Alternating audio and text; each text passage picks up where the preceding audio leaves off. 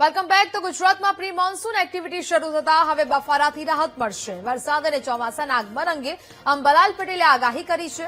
આજથી રાજ્યના કેટલાક ભાગોમાં છૂટાછવાયા વરસાદની શક્યતાઓ વ્યક્ત કરવામાં આવી છે.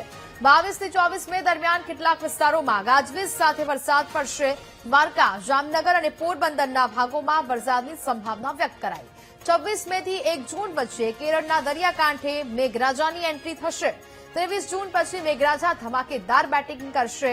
રોહિણી નક્ષત્રના ઉતરતા સમયના વરસાદથી સોના જેવો પાક થશે. આંદ્રા નક્ષત્રમાં 23 જૂન પછી રાજ્યમાં સારો વરસાદ થશે. આગામી દિવસોમાં સૌરાષ્ટ્ર, દરિયાકાંઠે અને દક્ષિણ ગુજરાતમાં વરસાદી માહોલ સર્જાશે.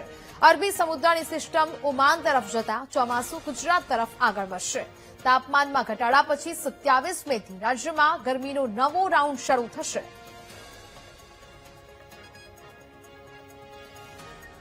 પ્રથમ આપણે પ્રી મોન્સૂન એક્ટિવિટી અંગે જોઈએ તો હવે ધીરે ધીરે પ્રી મોન્સૂન એક્ટિવિટીની શરૂઆત થતી જણા છે. આજથી જ પ્રી મોન્સૂન એક્ટિવિટીની શરૂઆત થતી જણા છે. પ્રી મોન્સૂન એક્ટિવિટી અગત્યની છે. ઘણા કહેવાય છે કે ગામડામાં 6 આંધીએ વરસાદ આવે એટલે એ આંધી એક પછી એક આંધીઓ આવી જ રહી છે. પરંતુ તારીખ 22, 23, 24 ને 25 સુધીમાં પ્રી મોન્સૂન એક્ટિવિટીનો વરસાદ ગુજરાતમાં થવાની શક્યતા રહે છે. દક્ષિણ ગુજરાતના ભાગોમાં વધુ વરસાદ થવાની શક્યતા છે. જોકે છાંટા તો આજથી થવાની શક્યતા રહેશે. તારીખ 22 થી ધીરે ધીરે વરસાદ વધશે અને સૌરાષ્ટ્રના ઘણા ભાગોમાં પ્રી મોન્સૂન એક્ટિવિટીનો વરસાદ ગાજવીજ સાથે થવાની શક્યતા રહેશે.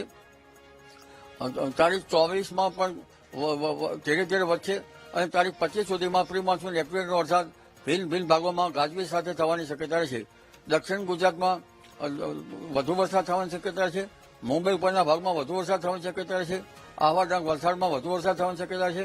આ ઉપરાંત પૂર્વ ગુજરાતના ભાગોમાં પણ વરસાદ થવાની શક્યતા છે.